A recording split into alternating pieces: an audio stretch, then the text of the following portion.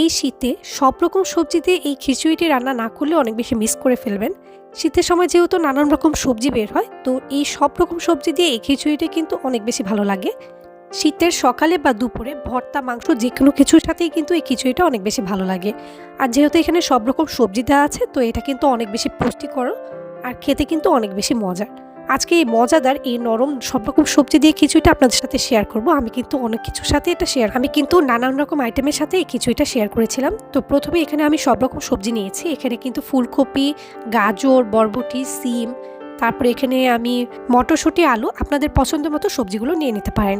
তো এখানে আমি শুকনো খোলায় মুগ ডালটা ভেজে নিচ্ছিলাম। এখানে 250 গ্রাম মুগ ডাল রয়েছে। এখানে দিয়ে দিলাম 1 কাপের থেকে একটু কম তেল, আর এখানে প্রায় 1 কাপের মতো পেঁয়াজ আছে।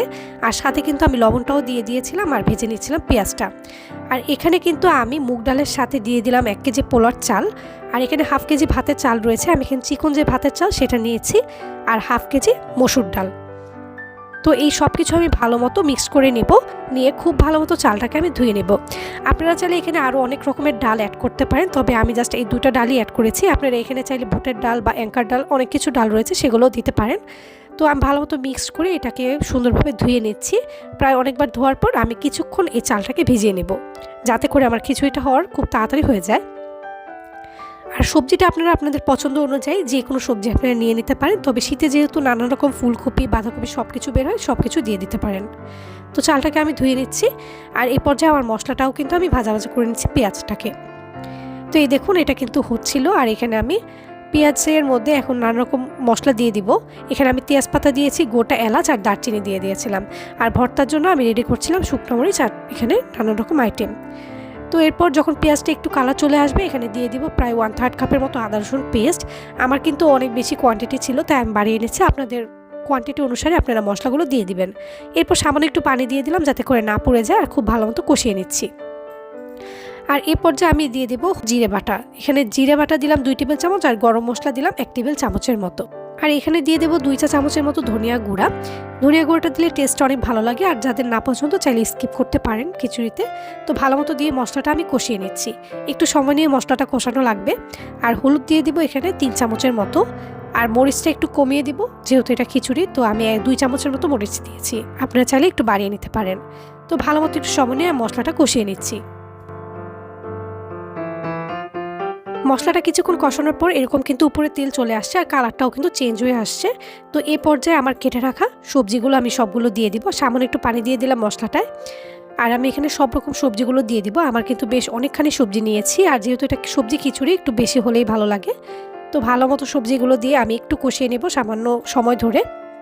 আর এই দেখুন, খুব সুন্দর লাগছে কালারটা, একেবারে কালারফুল হয়েছে সবগুলো সবজির কারণে।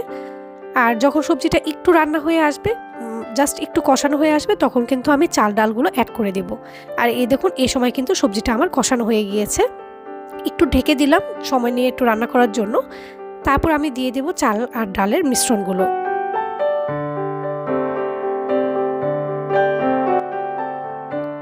এরপর চালটা অ্যাড করার পর খুব ভালো মতো আমি নাড়াচাড়া করে দেব। নাড়াচাড়া করে আমি কিছুক্ষণ কষিয়ে নেব সবজিটার সাথে।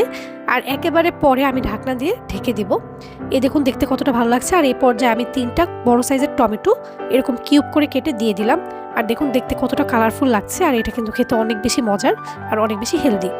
একটু কষানোর পর এখানে আমি গরম পানি দিয়ে দিলাম। আপনাদের চালের ডাবল পরিমাণ পানি কিন্তু দিয়ে দিতে হবে। এখানে যদি 1 কেজি চাল বা ডাল থাকে, তো সেই পরিমাণে 2 কেজি পানি দিয়ে দিতে হবে। আর এখানে কাঁচামরিচ দিয়ে দিলাম, আর এটা ঢেকে দিয়ে দিব। যেহেতু আমি গরম পানি দিয়েছি, এটা হতে কিন্তু বেশিক্ষণ সময় লাগবে না। তো ভালো মতো এরকম একটু নাড়াচাড়া করে আমি এটা ঢেকে দেবো চালটা ফুটে ওঠা পর্যন্ত।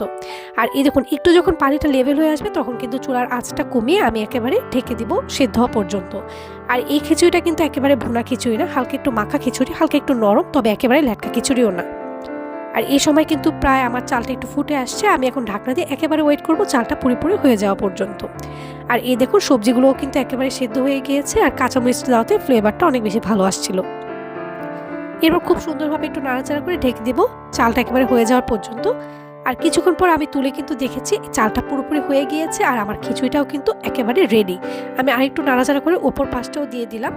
আর এই দেখুন, ঢাকনাটা খোলার পরে একেবারে ধোয়া ওঠা মজার মজার সবজি খিচুড়ি। দেখতে যেমন সুন্দর হয়েছে আর খেতে কিন্তু অনেক বেশি মজার। আমি এখানে নানান রকম আইটেম দিয়ে খিচুড়িটা সার্ভ করেছিলাম, অনেক বেশি মজার। কেমন লাগলো আমার রেসিপিটি জানাবেন, ভালো লাগলে একটি লাইক দিবেন। ধন্যবাদ সবাইকে।